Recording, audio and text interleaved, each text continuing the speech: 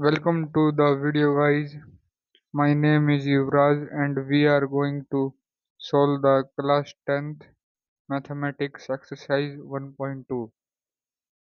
तो अब हम हमारा पहला क्वेश्चन देखेंगे। इसमें हमको कहा है कि रूट 5 को एक इरेशनल नंबर प्रूव करना है। तो सॉल्यूशन करेंगे। उसमें सबसे पहले let us assume that root 5 is a rational number. हम मानेंगे कि रूट 5 एक रैशनल नंबर है, जिसके बाद हम रूट 5 को a अपॉन बी के इक्वल लिखेंगे। तो root 5 is equals to a upon B, where a and b are coprime numbers, जहाँ पर दोनों a और b दोनों ही को प्राइम नंबर हैं। उसके बाद हम इन दोनों साइड का स्क्वायर करेंगे। तो squaring both sides we get root 5 का whole square is equals to a upon B का होल स्क्वायर। रूट से स्क्वायर कट जाएगा। 5 is equals to a square upon b square. B side आ जाएगा 5b square is equals to a square. तो इससे हम कह सकते हैं कि अगर हम a स्क्वायर को 5 से डिवाइड करेंगे तो 5b स्क्वायर भी 5 से डिवाइड होगा, जिससे हमारे पास b स्क्वायर आ जाएगा। इसका मतलब a स्क्वायर 5 से डिविजिबल है। अगर a स्क्वायर 5 से डिविजिबल है तो a भी 5 से डिविजिबल होगा। तो इसे चलिए हम लैंग्वेज की फॉर्म में लिखते हैं, जिसके लिए पहले इसे इरेज करते हैं। तो अब हम लिखेंगे कि we can say that a square is divisible by 5। और अगर a square divisible by 5 है तो a is also divisible by 5।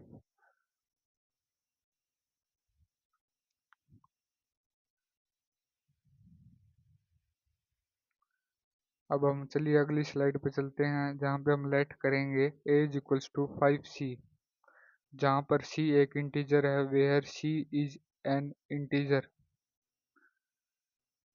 इसके बाद हम स्क्वेयरिंग बोथ साइड करेंगे। Squaring both sides we get a square is equals to 5c का whole square.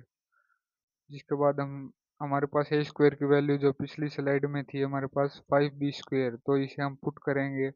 5b square is equals to 5 का square 25c square, 5 cancel 25, b square is equals to 5c square.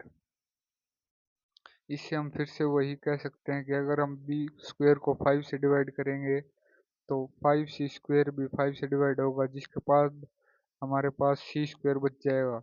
तो इससे हम कह सकते हैं कि b square divisible by 5, so b is also divisible by 5। अब इसे लिखते हैं। Now we can say date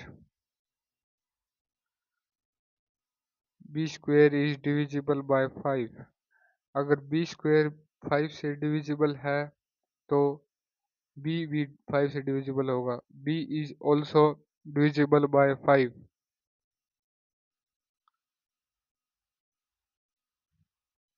अब हमारे पास ये आ गया और हमें पहले से पता है कि a भी 5 से डिविजिबल है, तो हम कह सकते हैं कि a और b दोनों के पास कॉमन फैक्टर 5 है, लेकिन हमने इन्हें स्टार्टिंग में को प्राइम नंबर्स माना था। Therefore now we can say that a and b have common factor 5। 5 अब उनका एक कॉमन फैक्टर है, लेकिन को प्राइम नंबर्स का कोई कॉमन फैक्टर नहीं होता।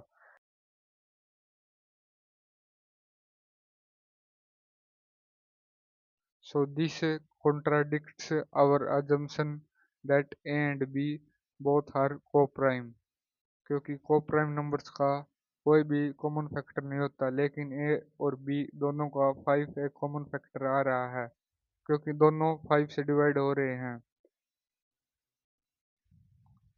तो हैंस इससे हमें पता चलता है कि रूट 5 है वो रैशनल नहीं है।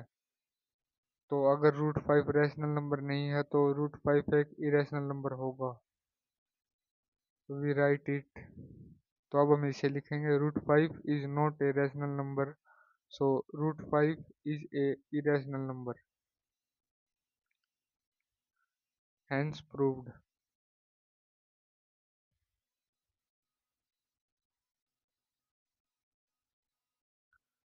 Like, share, comment and subscribe to the channel.